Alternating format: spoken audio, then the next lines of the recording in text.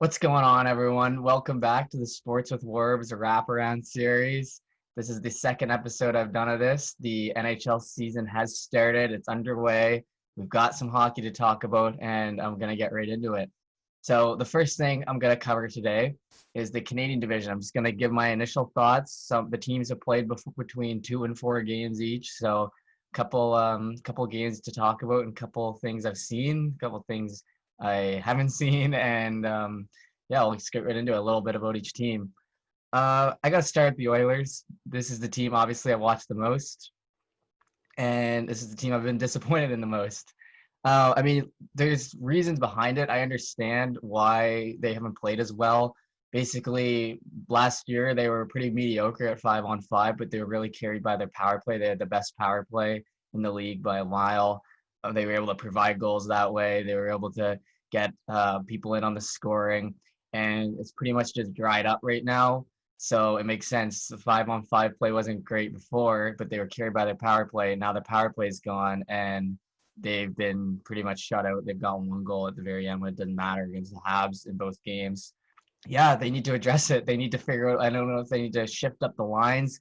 For some reason, one of the best lines last year was Yamamoto, Nuge, and Draisaitl. They split that up because they wanted McDavid to have more players, and they brought in Cahoon to play with Draisaitl. I mean, 4 games in, you're 1-3. You haven't been scoring. I think maybe we gotta get something clicking here. The defense has been shaky at best. Ethan Bear, who was one of our top guys last year, was healthy scratched, so that's obviously never great.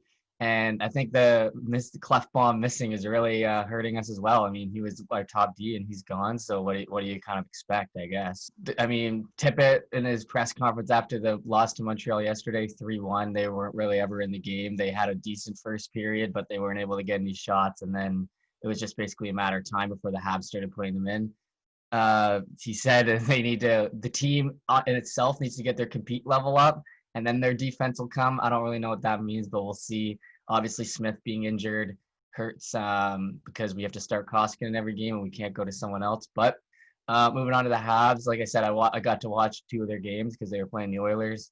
They play an aggressive style. So basically, they're just trying to keep they're not letting the puck get into their neutral into their defensive zone. They're just trying to. It doesn't really matter if they're getting a ton of great looks or anything to them. They're just trying to either keep the puck in the neutral zone or keep it in the offensive zone, shut down any offensive possession for the other team, and then they keep attacking the net with guys like Anderson and Gallagher until they can get goals. It's definitely a style not every NHL team plays. There's plenty of teams that are much softer than the Habs, and also, I mean, watching the Habs are one of the best defenses and goaltending in the North Division. There isn't really a ton of great defenses. Obviously, the Oilers isn't great. Ottawa, they're kind of down there with the Oilers. The Jets, they obviously have a couple guys too, but they're not. I wouldn't say they have a stellar defense. So the Habs are going to have that advantage in this North Division, and I think it might help them. Moving on, the Canucks, they played the Oilers in the first couple games. Their goaltending hasn't been great as well. They look pretty solid. They've got offensive pieces. I mean, Besser looked really good against the Oilers. He looks like he's rejuvenated. I know he's had some injury problems, but I think he's going to be huge for them this year. But they have the -7 goal difference for last in the North Division, so they think they got to get that addressed. I mean, they're playing Holtby, Demko. We'll see. The Oilers did have that one good game against them. On to Toronto. They stole a victory from the Habs in that first game in overtime, followed it up with a bad game, and then 2 more solid ones. So it looks like they're kind of trending in the right direction. It'll be interesting to see how the Oilers match up this week against them. They're 2 offensive teams.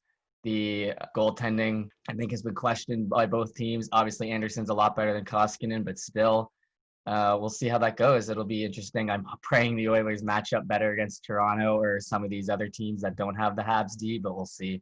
Ottawa only played 2 games so far, so it's kind of hard to judge, but looked really good in one of them. They knocked off the Leafs. Kachuk looked good. And I said, Brady looks like he's having a lot of fun out there. I mean, it's good to see the culture shift in Ottawa. It seems like they have faith in their team, and we'll kind of see where they go from there. Winnipeg, Laine looking like a leader. I know I saw he was bumping elbows in those first games. He was putting some goals in, looking good. He got a minor injury, I think. He hasn't played. He didn't play the last game, but they've also only played in 2 games, so it's kind of hard to say. and they lost to the Leafs last night, where they kind of lost it in the second period. Apparently, they were letting a lot of shots in, and then they weren't able to get back into it. And finally, the Flames. It seems like they're getting production from their top four guys, which is key for them. Gaudreau, Monahan, Lindholm, and Tkachuk all putting up points and solid goaltending, which hurts as an Oilers fan because it would be real nice to have Markstrom in net for them right now. But it is what it is, and we'll see what happens. Those are kind of my thoughts on the Canadian division.